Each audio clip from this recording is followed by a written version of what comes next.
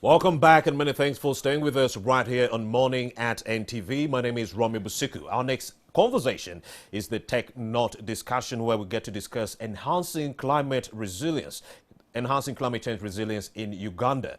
Climate change remains one of the leading causes of devastation to our environment, accounting for a range of natural disasters and varying forms of vulnerabilities. And to speak to us about this and a lot more, I'm joined by Dr. Arthur Bainomgisha, the Executive Director of the Advocates Coalition for Development and Environment. And he joins me right now in studio. A very good morning, Mr. Arthur Bainomgisha. Good morning to you, my brother, and good morning, dear viewers. It's always a pleasure to have you in this studio. Isn't it the fifth time you're making it here? I think I've been a regular. And there is never enough time because these issues of climate change keep on coming in left, right, and center. So why are we organizing this national dialogue this time around? Yes, thank you very much for having me here. We're organizing this dialogue on climate resilience, first to assess Uganda's preparedness in responding to climate change problems in this country. As you are aware, for example, in the last few months, this country experienced a lot of landslides in Bududa, in Bundubujo. The level waters of Lake Victoria were up. We got the locusts invading in northeastern Uganda, and all those I tried to explain to some people that yes, that was a result of climate change, it's a the result locust of invasion, climate and we're change. like, no, maybe it's God's intervention or something. It's not, yeah, it's the way the human beings have actually Yes. destroyed the environment. We have tampered with nature, and therefore there has been climatic changes that have actually impacted on food security, on the way, on all sectors actually that support our livelihood. So what are some And of so- those activities, Mr. Bainomgisha? For example, we've destroyed the forests. In this country, the forest cover has been reduced to now almost 9%, from 100 to 9%. You know, when you reduce the forest cover, and then we are dependent on fossil fuel, rising the temperatures, of course, changes the whole increasing global warming. Now, when global warming, of course, then destroying the ozone layer, so that has affected the climate patterns. Hence, we have prolonged drought in this country, but we can also have El Nino. And so the farmers are confused. It's unpredictable. You know, in 2016, 17, we had this prolonged drought that even destroyed crops, but also animals. So many animals died, and we forced people to migrate. Rivers dried I think up. it started in 2013. Around Remember, 2013. From the south, from South Africa. Actually, climate change is a phenomenon that has lasted for the last 20 years. Yes. And so the world, of course, has responded. We have now the Kyoto Protocol, the Paris Agreement, but all of these international agreements are not actually being observed. But back home here, we're also busy destroying the environment through destroying the wetlands, destroying the forest cover, and of course, poor farming systems. You see, Dr. Arthur but- Bainomgisha, what yes. our people do not know is that when Greenland actually melts in Antarctica, Yes. it affects us in Uganda here. It does. And when we cut down trees in Uganda here, it also affects Greenland. Yes, it does. It continues to melt. Yes, it does. Of So course, why in is the focus on climate change? Let's explain to the viewer. Yeah, the focus on climate change is that if we don't actually combat climate change, actually combating it through changing, for example, migrating from reliance on fossil energy Yes. to green technologies. Then we destroy the ozone layer, but we also increase global warming. What you are talking about, the Antarctic zones, if there is melting of glaciers, then you have the hurricanes in America that have destroyed actually rising that water country. levels. Rising water levels. So that is very important. But that's actually in the global north. In the global south, we have prolonged droughts. We have El Ninos, which also destroy people's lives. For example, now in Bududa, people have been forced to migrate, to be resorted, but other people have died. So, but what about the people that have reversed, that have actually dropped or regressed into poverty? Indeed. Actually, in 2016, 2017, our poverty levels completely increased As a result of climate as change. a result of climate change. But even now, with the COVID-19, it has complicated. You know, COVID-19 was complicated with the rising levels of Lake Victoria, with locusts, and the El Nino. And the consequence of that is that actually, as we talk now, about 3 million Ugandans have slipped back into poverty. Now add to the other one, from 19% 21. So actually many Ugandans. 3 million, that's so huge, Arthur Banomdisha, because 2019 ending, we're talking about 1.5 million people. Yes, and this is a UNDP actually report. You can go and check. It's doubling. So climate change is causing our people to become poor. Climate change is causing our people to go very hungry. Climate change also can cause insecurity. Indeed. Because when people become poor, they can become angry, and that's why I think perhaps also explains violent in the households. Elections. You have elections. We don't know why people have behaved so violently, even within primaries of the same party, and because of perhaps of hopelessness, especially among the youth. So now they're counting on the election to get money. To get from money. those posts. Exactly. Money. Elections is a cash cow. So, Dr. Arthur Banomdisha, the viewer wants to know how best can we enhance climate change resilience in this country?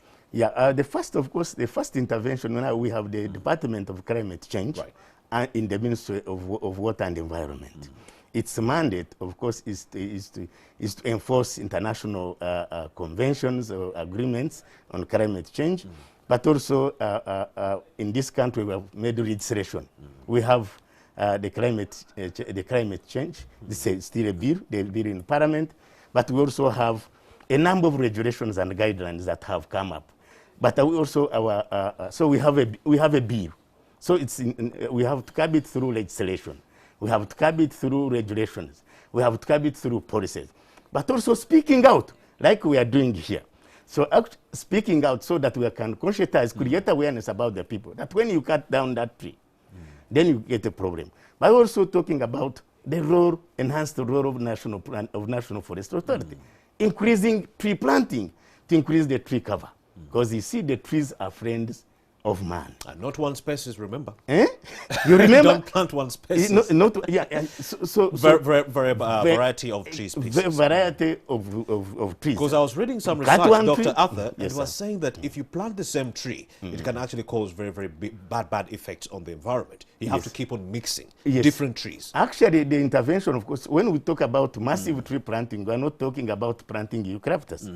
Because which is happening now. Certain species actually do well in certain places. And that's why we have the National Forest Authority to scientifically advise us which kind of species. There is also regeneration, for example. There are some places where if you protect the environment, like Bugoma that is being decimated now. Saving Bugoma doesn't mean that we need now to plant eucalyptus. It is saving that space, and actually there is regeneration. What about the wetlands, protection of the wetlands? There will be regeneration. The wetlands, for example, as we talk now, there is a river that runs through 11 districts, River Rizi, runs from Buweru district up to Lake Victoria here. It is drying up. 75% of that river is gone. How did that campaign end? The campaign to save River Rizi? The campaign is on, and we have now worked with the Ministry of Water and Environment. We have come up with the River Rizi water catchment restoration plan. And now it's like a business plan. We are supposed actually to implement it. So it's not actually even River Rizi. Most of our river systems are degraded and they are wetlands. So we need to restore the integrity of the wetlands. We need to conscientize the people, protect the environment, and especially the young people. If actually we can do it through with the Ministry of Education, so that the young people, we bring up a generation that knows if we don't restore and protect the environment, they have an environmental debt. They may not be able to survive in the future. And Uganda is a nature-based economy. We are dependent on agriculture. We are dependent on tourism. We are dependent on rain-fed agriculture. So and the patterns are changing. And the patterns are changing. This year, the farmers were so confused. Yes. The harvesting, the planting season became the harvesting season. Exactly. And the harvesting season became the planting season. Exactly. They are so confused. They are so confused. People in Uganda need to understand that the best way to benefit from farming and so forth is to monitor climate change. Yes. Irrigation. Let's talk about irrigation. Yes. How best can irrigation help Uganda become a food basket? I'm glad and also combat climate change. Yes, I'm glad that government is talking about providing support for irrigation, because this country, because of the droughts and so forth. Because of the drought, because of the way we have mismanaged the environment, our agriculture cannot be dependent on rain-fed agriculture, and hence they need to diversify to actually irrigation. But you see, diversification is also not going to be easy because the farmers, this country's agriculture depends on smallholder farmers.